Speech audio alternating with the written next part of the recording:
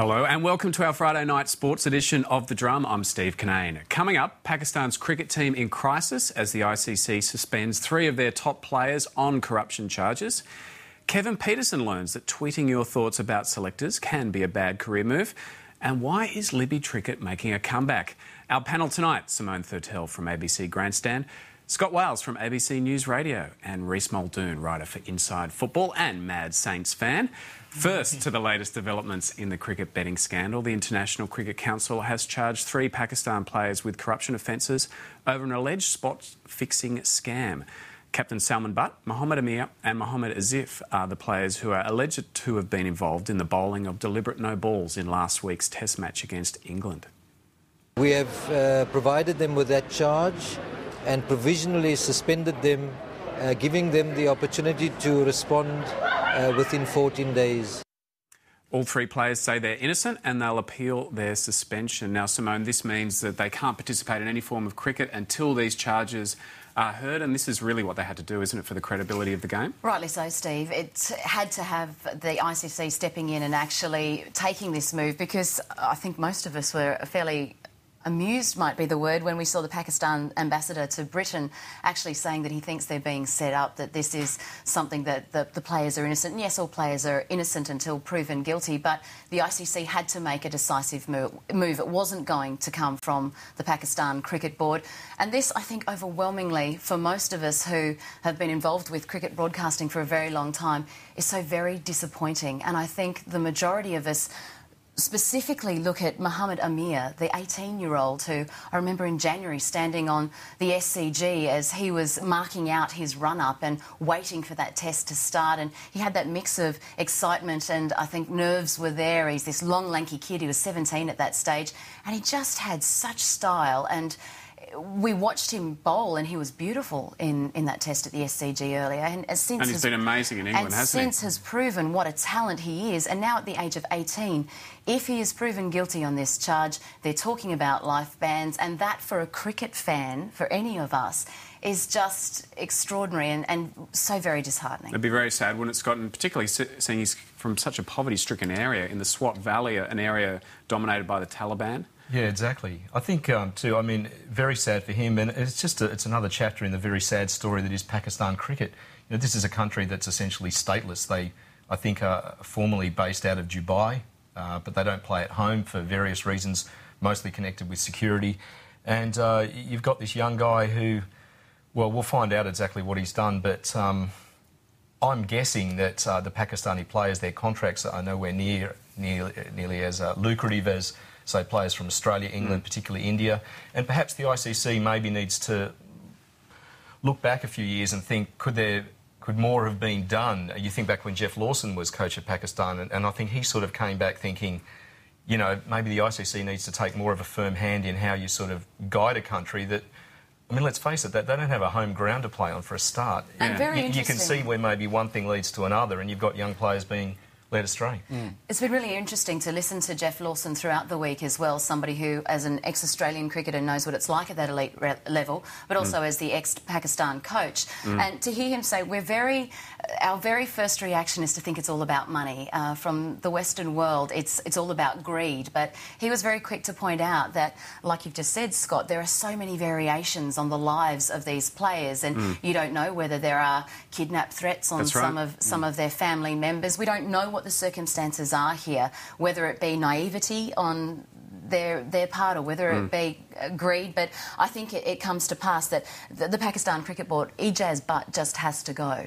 Rhys, one of the things they're talking about is life bans, but those punishments could be a little bit more medieval back in Pakistan, I think so too. I think the ICC is actually in a very sort of tricky position with this about what kind of punishment should be meted out, because, you know, if you would imagine that just being a life ban from cricket would be the least of their problems. I mean, I would imagine that the punishment will far exceed the crime, if you know what I'm sort of saying. It could be generational. Who knows how sort of horrific it's going to be. So you would think the ICC, I mean, a lot of people already warning and everybody calling for, you know, instant life bans and all this sort of stuff. You know, it's up to the ICC for justice to be seen to be done, and hopefully maybe soften some of the punishment that they're going to get elsewhere. But this is just on the cricket side. On Tuesday in Lahore Supreme Court, we're going to see a Pakistani lawyer has actually brought treason charges against some of the players, and it's actually going to be played out in court over there, totally separate to the ICC. And the penalty for treason in Pakistan is the death penalty. Now, not that we're suggesting it'll get that far, but just what you said there, Rhys, it goes so much further. Yeah, it's a bit like the World Cup with, when there was that, I think it was a Uruguayan goalkeeper who was killed, after the World Cup, and it sort of instantly made me think of that sort of scenario, I have to say. Do we think that maybe the ICC has, pardon the pun, dropped the ball a little here? That really, for the past 12 months at least, they've been having this staring competition with the Board of Cricket Control in India, trying to, position themselves to not lose control of the game. And the whole focus is really about India, it's about Australia, it's about the Ashes in terms of where the money comes from. And you look at the situation in the West Indies, over the years, OK, maybe they created some of their own problems, but it does seem like some former, long-standing powers of world cricket have sort of been left to their own devices and left to slide to some extent. One of my favourite quotes from the week came from Daryl Hare, who said that we should actually sack the ICC anti-corruption unit and hire the News of the World. Well, they do it at the Sydney Test. They were there at the Sydney Test and they concluded that nothing was untoward, and I think we all saw what happened. In the words of Mandy Rice-Davies, they would say that. Yeah. Well, is there a broader problem here where cricket itself, and I was reading all these articles on Cricinfo, for the best source for cricket information around the world, and down the side is all this these links for betting companies where you can go and bet. Exactly. And so we're now seeing this year too, Cricket Australia and Channel 9 are increasing the amount of access to betting and to Betfair in particular. So we've got on the one hand all these people being outraged by corruption, but then we're seeing more and more links with betting agencies. Is that a problem? Well, it is, particularly when you try to, everyone's trying to claim the moral high ground, like, well, look what Pakistan are doing. There's all this finger-pointing going on, but you watch the rugby league tonight. There'll be updates throughout the match on these are the current odds on Brisbane.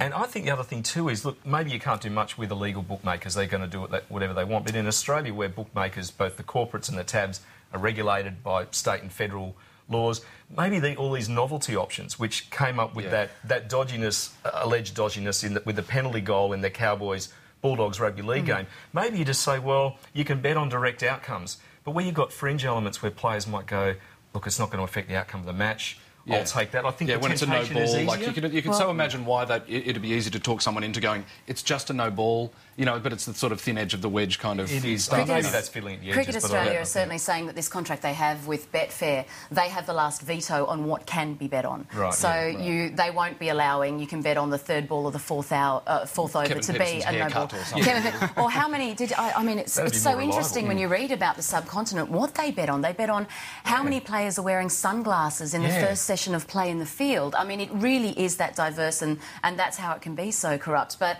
I have real issues with betting being so heavily linked, and I think there is hypocrisy. But it's always been linked, Simone. It has because always been if you go back to the origins of cricket, I remember reading this years ago, that one of the reasons there's two innings in cricket is to increase the opportunities to bet.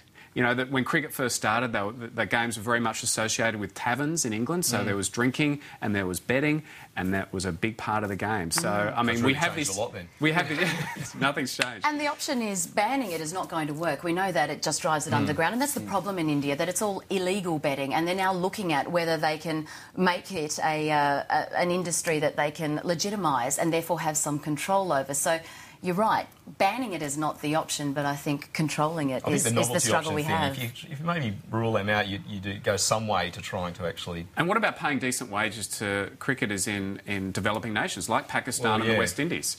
To somehow make them immune to these kind of agents and bookies who want to, But that's always a tough one. I mean, they always say the same thing with politicians of you have to bump up their wages and all that sort of stuff, because if you go, what is the betting market worth? I'm not sure how you would work out what the appropriate wage is to stop gambling. I mean, that's almost impossible. But well, still on cricket, and England player Kevin Peterson is known for being a bit of a prima donna, and this week he had one hell of a dummy spit.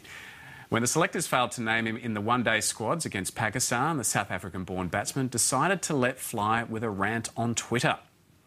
He said, "Done for the rest of summer, man of the World Cup T20, and dropped from the T20 side too. It's an F-up."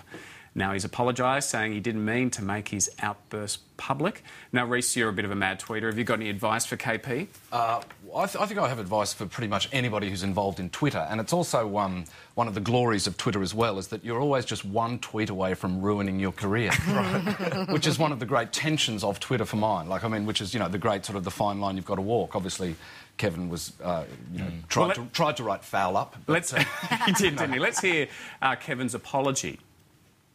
As anybody who knows is on Twitter, you can direct message to your friends or whoever's following you, and you're following them.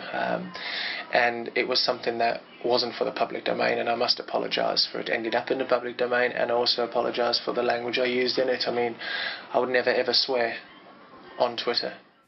Fair excuse, Rhys? It's absolutely possible. I mean, I'm hoping that, you know, I know Warnie's also a keen Twitterer. I'm sure his direct messaging goes pretty wild occasionally. But his actual excuse is very possible, to go like where you go, I intend to go a direct message, but it becomes a public reply. That's absolutely feasible. But also I sort of go, I mean, on a bigger picture, I sort of like, I love the fact that he tweets something like that. I mean, I agree with the thing of, because there is basically a rule that everybody on Twitter tends to sort of follow, of not swearing on Twitter, which is very true. That's one of the few things that somehow Twitter manages to keep sort of swearing out of it. But the candid nature of it as that's the fun. Media is good, isn't Absolutely. it? I mean, you want to see some more Kevin Peterson and sort of, you know, Warnie shenanigans or whoever it is, you know, and to hear like... And they're kind of like-minded individuals, Peterson and Warne, aren't they? They played cricket together at Hampshire. They got on very well. And I think they've got problems with technology, don't they? They do have a problem with technology. Well, they've embraced it so lovingly. You know, but I think they both have a similar mentality, which for mine, Warnie sort of started, which was bringing a football mentality to cricket. With, you know, a similar sort of bloodthirstiness, which Kevin Peterson's got a little bit of that about him too, you know. Do you know, Twitter is fabulous from a journalist's perspective, because we actually get to see the true indication of who these people are. That's assuming, Simone, that their manager hasn't tweeted for them. Well, that's true, we do find, and this is something that organisations, sporting organisations, are really struggling with at the moment, because most sports people do have accounts. A lot of teams have an account, and they tweet back and forth across the codes. We get to find out sometimes information by just reading what's actually happened. I know Rupert Guinness at one point from the Sydney Morning Herald found out when Lance Armstrong was going to arrive in Australia, purely because Lance tweets so much. He went quiet. And Rupert figured he must be on a plane. Yeah. Right. So there's so much that you can garner from it, and people are just loving the human nature. Some of our teams are so devoid of any personality, and they're so media speak, and they're so well trained and put into a little bit of a box. So and they never want to put themselves above the team, which is certainly Kevin Peterson's not guilty of that. Well, the great saying, there's no I in team, but there's a number of them in individual brilliance. That's great. Now, Scott, the Australian cricket team loves wine.